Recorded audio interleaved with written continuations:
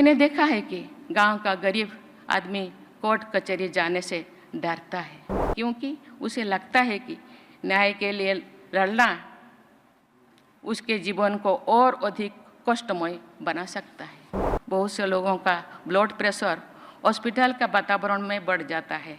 इसी तरह सामान्य व्यक्ति का तनाव कोर्ट कचहरी के वातावरण में भी बढ़ जाता है।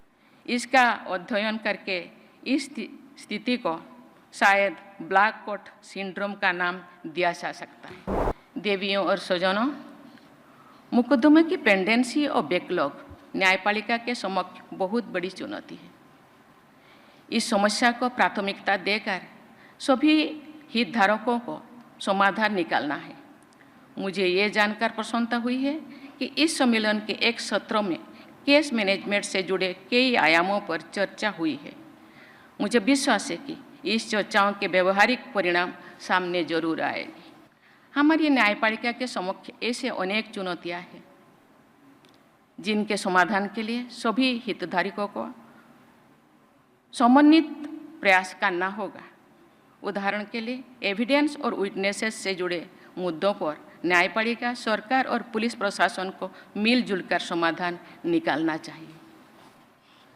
देवियों और स्वजनों, ये हमारे सामाजिक जीवन का एक दुखद पहलू है कि कुछ मामले में साधन संपन्न लोग अपराध करने के बाद भी निर्भीक और निश्चत घूमते रहते हैं।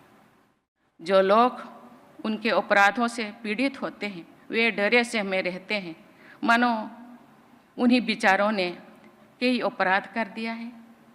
महिला पीड़िताओं की स्थिति और भी खराब होती है, क्योंकि प्रायः समाज के लोग भी उनके साथ नहीं देते।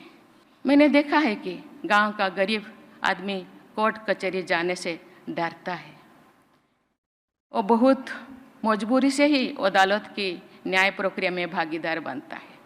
प्रायः वो अन्याय को चुपचाप सहन कर जाता है, क्योंकि उसे लगता है कि न्याय के लिए लड़ना उसके जीवन को और अधिक कष्टमय बना सकता है।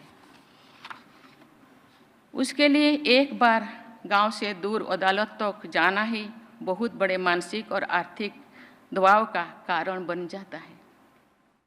ऐसी स्थिति में बार बार तारीख देने यानी स्थगन की संस्कृति अर्थात कल्चर ऑफ एडजर्नमेंट से गरीब लोगों को जो कष्ट होता है उसकी कल्पना भी बहुत से लोग नहीं कर पाते।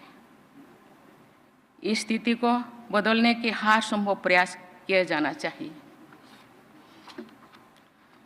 हम लोग व्हाइट कोट हाइपरटेंशन के बारे में जानते हैं और सुनते हैं। बहुत से लोगों का ब्लड प्रेशर हॉस्पिटल का वातावरण में बढ़ जाता है। मुझे लगता है कि इसी तरह सामान्य व्यक्ति का तनाव कोर्ट कचहरी के वातावरण में भी बढ़ जाता है। इसका अध्ययन करके इस स्थिति को शायद ब्लैक कोट सिंड्रोम का नाम दिया जा सकता है।